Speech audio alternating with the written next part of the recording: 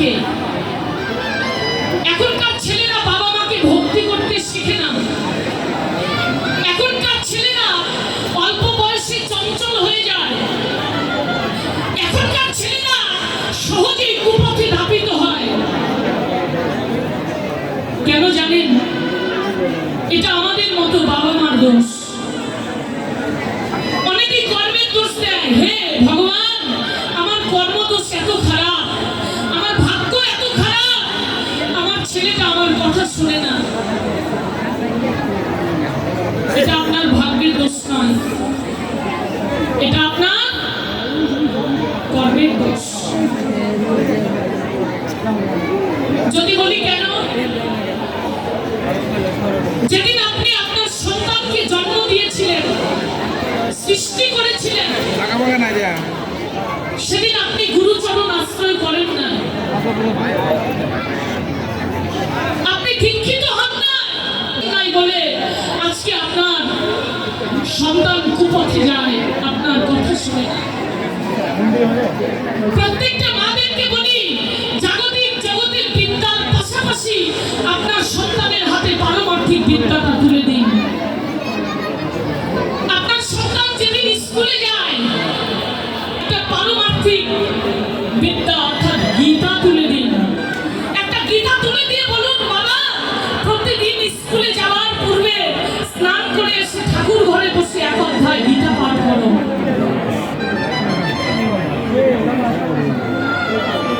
জীবনে অজানা বস্তু জানতে পারবে। এখনকার ছেলে মেয়েদেরকে যদি বলা যায়, বাবা একটা গীতার মন্ত্র বলো তো, আস্তে আস্তে পিছন দিকে হাঁটে।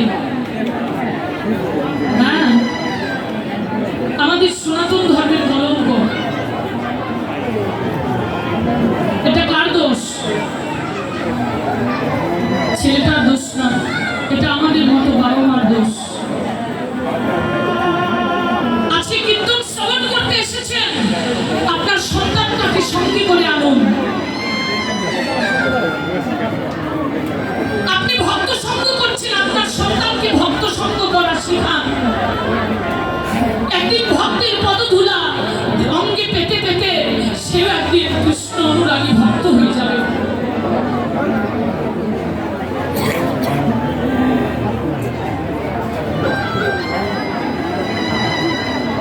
সন্তানটা গীতা পড়া শিখবে কি করে? মাই তো গীতা পড়ে না। এখনকার মায়েরা কি গীতা পাঠ করে? যদি বলা যায় বলো তো মা গীতার কয়টা অধ্যায়, বলতে পারে না। হয়তো মানুষ মুখে শুনেছে 18টা অধ্যায়, কখনো 17টাও বলে, 16টাও বলে, আবার 18টাও বলে। সঠিক কিনা তার জানে না। আমাদের সমাজের অধঃপতন হয়ে যাচ্ছে। কীর্তন শুনে লাভ নেই। শুধু কীর্তন শুনতে আসলে সারাদিন কীর্তন শুনলেন, বসে বসে বাদাম চানাচুর খালেন, লাভ নেই।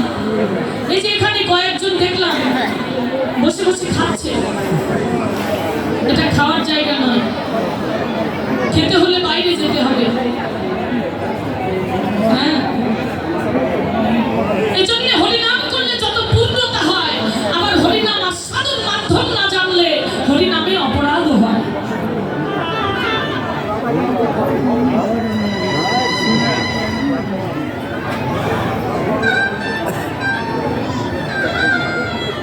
এই জন্য আমি প্রত্যেকটা মাদেরকে বলবো, মা গো, তোমরা তো সারাদিন সংসারের কাজ করো রে মা।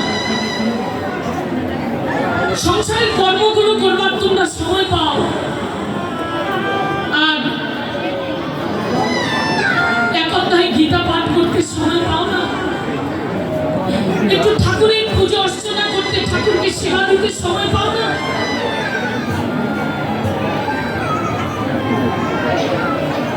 ভগবানের চরণে জল পুষ্প দিতে, ভগবানের শৃঙ্গার আদি করতে, ভগবানকে সাজাতে আর কতটুকু সময় লাগে জানেন? কেউ কেউ কি করে, কতদিন ধরে যে ঠাকুর পুজো করে না তার কোনো ঠিক নাই। একটা ঠাকুরের সিংহাসন আছে ঘরে, ময়লা দিয়ে ঝালসি দিয়ে পরিপূর্ণ হয়ে গেছে। হ্যাঁ, ময়লা দিয়ে ঠাকুরের গায়ে একবারে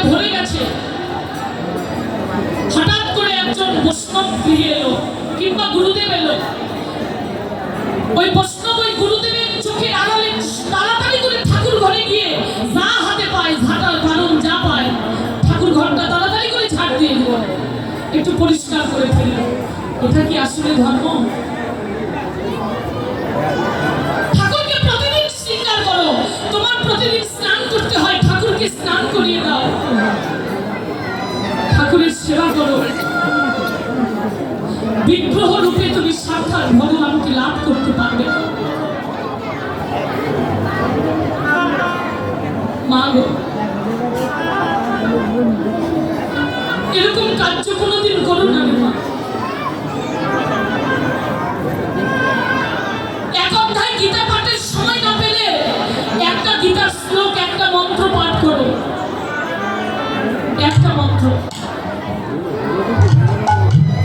ভগবান তোমার প্রতি তুষ্ট হবেন, সন্তুষ্ট হবেন, তোমার প্রতি প্রীত হবেন।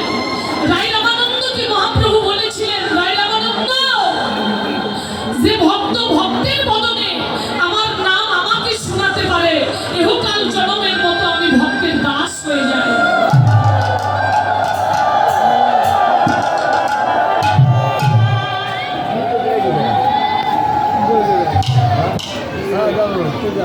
এই জন্য ভক্তদেরকে বলি,